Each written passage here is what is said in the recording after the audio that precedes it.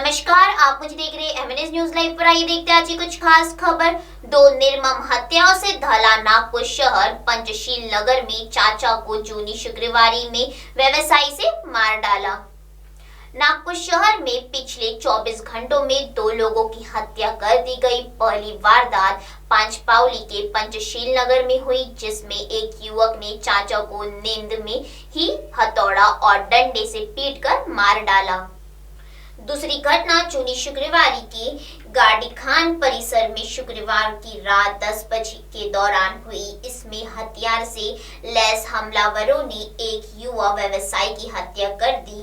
पहली घटना पांचपावली थाने के तहत पंचशील नगर में हुई। पुलिस ने आरोपी भतीजे सारंग युवराज मेश्राम को गिरफ्तार किया है। मृतक अशोक श्रीपंत मेश्राम है।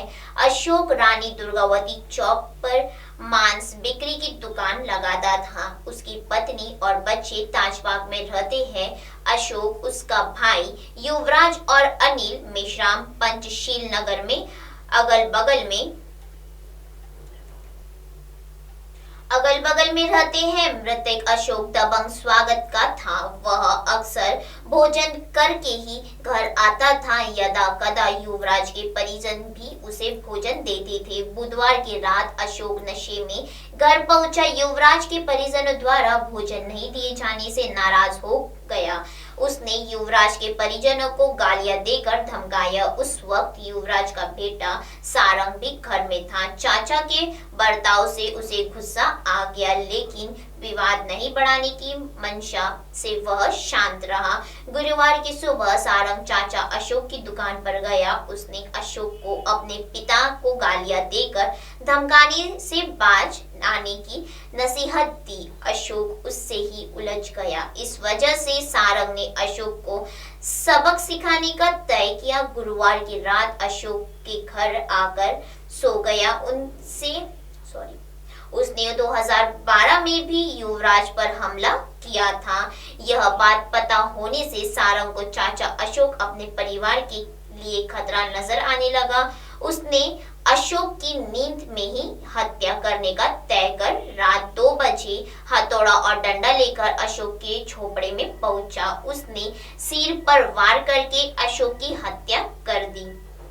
कि वही दूसरी ओर पैसों के विवाद में युवक की हत्या। चूनी शुक्रवार स्थित गाड़ी खाना में शुक्रवार रात 10 बजे आनंद आड़े की पैसों के विवाद में हत्या कर दी गई। धनी रिहायशी बस्ती में यह हत्या होने से तनाव का माहौल बन गया था।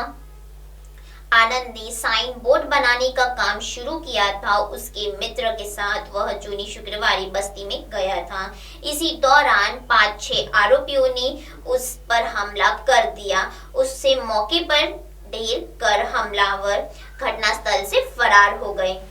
अब आप हमारे चैनल को ऐप पर भी देख सकते हैं। प्ले स्टोर में जाकर एमएनएस हिंदी लिखिए और ऐप डाउनलोड करें। साथ ही साथ आप हमारे फेसबुक पेज को भी लाइक कर सकते हैं और उस पर भी खबरें देख सकते हैं। लिंक ट्विटर है, इंस्टाग्राम पर भी आप हमारी खबरें देख सकते हैं। आप हमारे चैनल को यूट्यूब पर भी देख सकते हैं और इस यूट्यूब पर सब्सक्राइब करना ना भूले।